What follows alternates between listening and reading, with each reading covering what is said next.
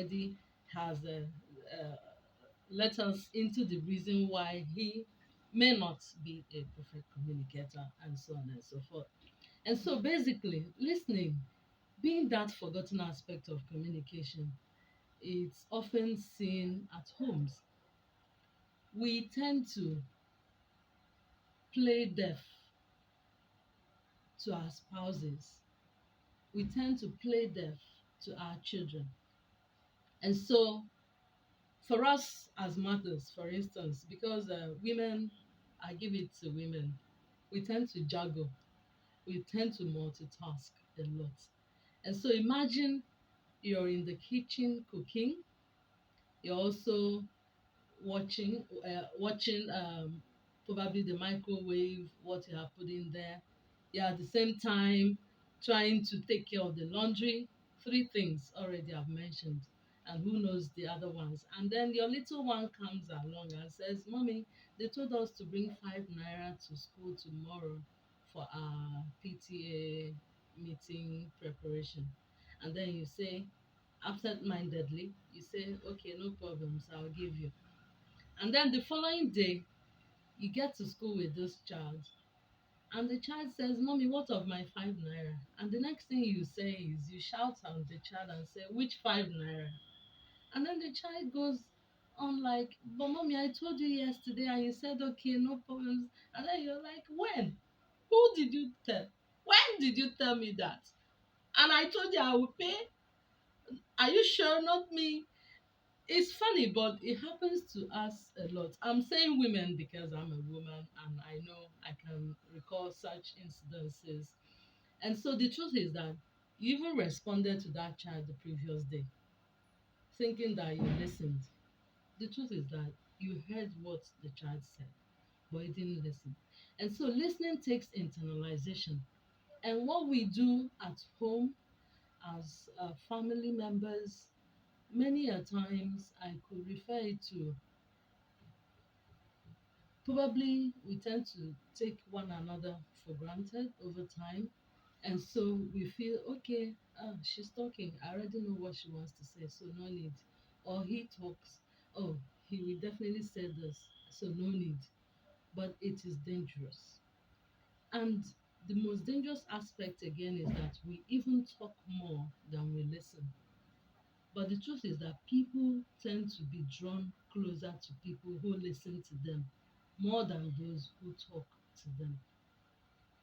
So the idea is not for us to be great talkers, actually. It's for us to be great listeners. And no wonder nature gave us 2 ears and one mouth. By implication, it means that we should do twice as listening as we talk. But we tend to do the opposite. We tend to talk more and listen less. And it doesn't help us because what happens is that it creates room for ineffective communication. And what is actually the essence of effective communication? It's all about reducing communication error and ensuring that we understand what the person has said to us and we align our actions to be in tandem to what their requests or their suggestions are. But when we fail to do that, we create room for mistrust, misunderstanding, and then it's difficult for us to get the other person on our side. Whether it's our children, that's when we begin to think that, oh, our children are being disobedient, or they're being recalcitrant, or they're not listening to what we are saying. And so that conflict sets in. And it now takes us to another level of communication, which is conflict resolution.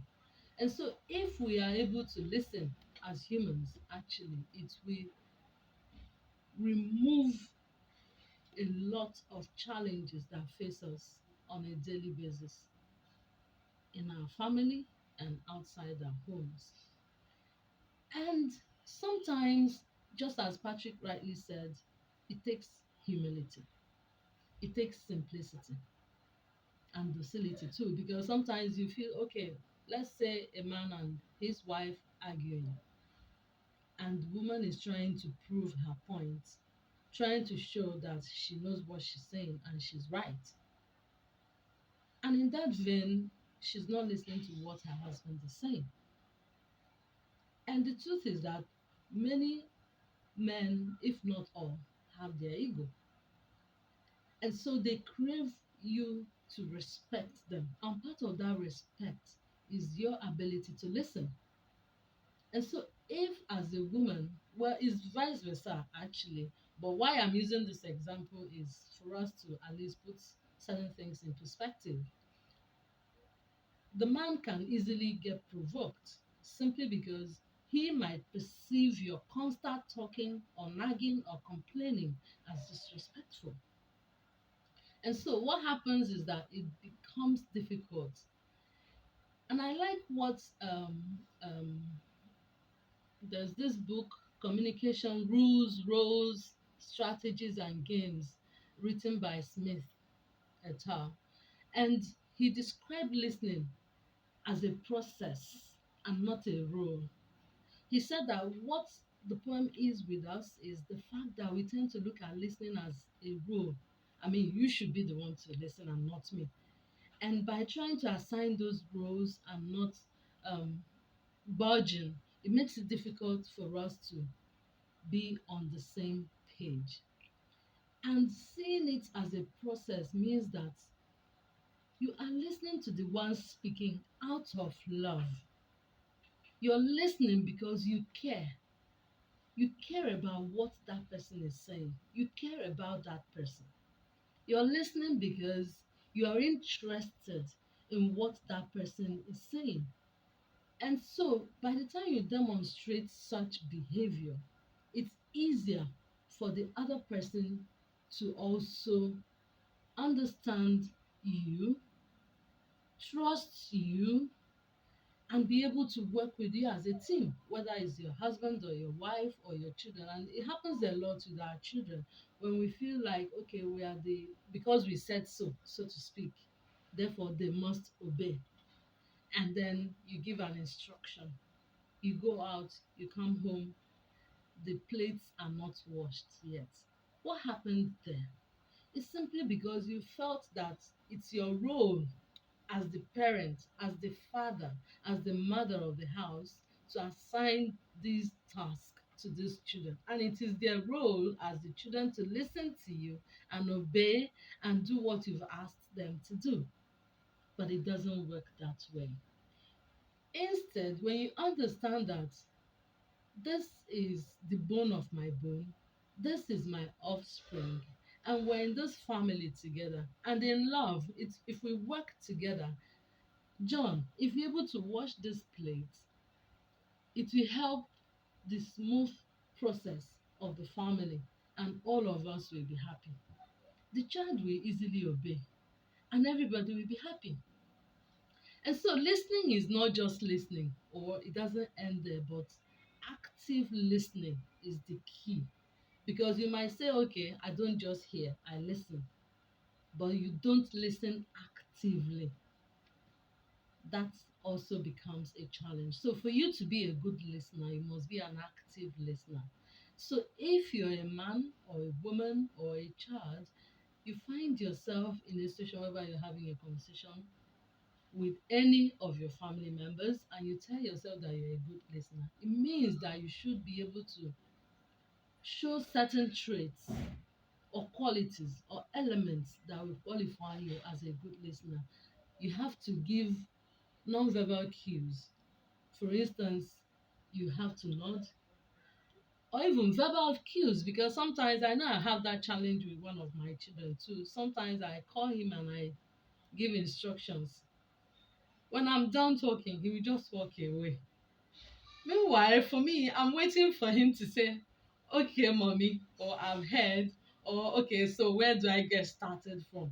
But he doesn't say anything and he walks away. And I get worried and I'll call him back. I just spoken to you.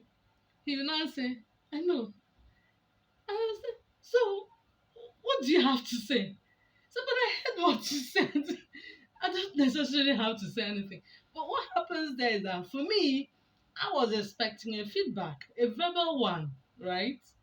He doesn't give any of those. Non-verbal, he doesn't even nod to show it. It was a battle until over time.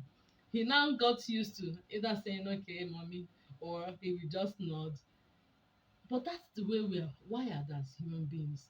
Feedback, we always look for that because it's very necessary. Then I've mentioned nodding here. It's closely related to body language and it has to be positive body language.